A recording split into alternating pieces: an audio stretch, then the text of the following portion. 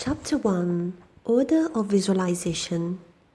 The exercise of the visualizing faculty keeps your mind in order and attracts to you the things you need to make life more enjoyable in an orderly way.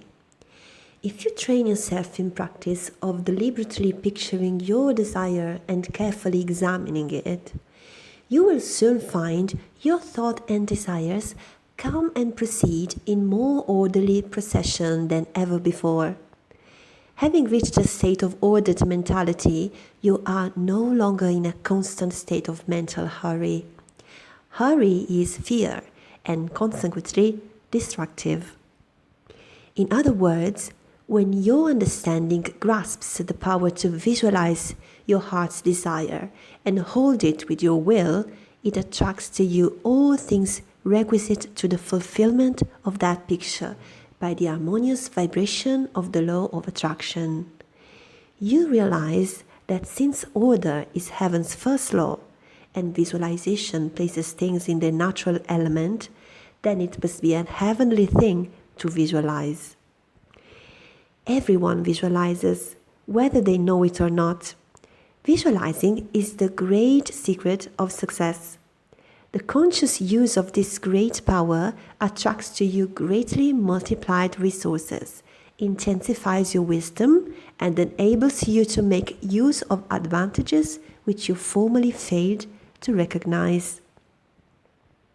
We now fly through the air, not because anyone has been able to change the laws of nature, but because the inventor of the flying machine learned how to apply nature's laws, and by making orderly use of them, produce the desired result. So far as natural forces are concerned, nothing has changed since the beginning. There were no airplanes in the year 1 because those of that generation could not conceive the idea as a practical working possibility. It has not yet been done, was the argument, and it cannot be done. Yet, the laws and materials for practical flying machines exist then as now. Troward tells us that the great lesson he learned from the airplane and wireless telegraphy is the triumph of principle over precedent, and the working of an idea to its logical conclusion in spite of accumulated testimony of all past experience. With such an example before you, can you not realize that still greater secrets may be disclosed?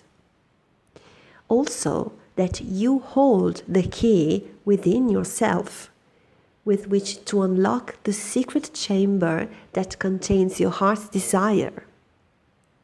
All that is necessary in order that you may use this key and make your life exactly what you wish it to be is a careful inquiry into the unseen causes which stand back of every external and visible condition.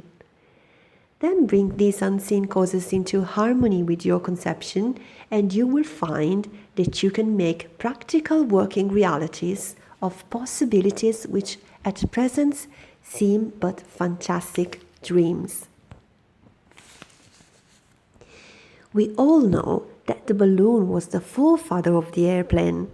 In 1766, Henry Cavendish, an English nobleman, proved that hydrogen gas was 7 times lighter than the atmospheric air. From that discovery, the balloon came into existence, and from the ordinary balloon, the dirigible, a cigar-shaped airship, was evolved.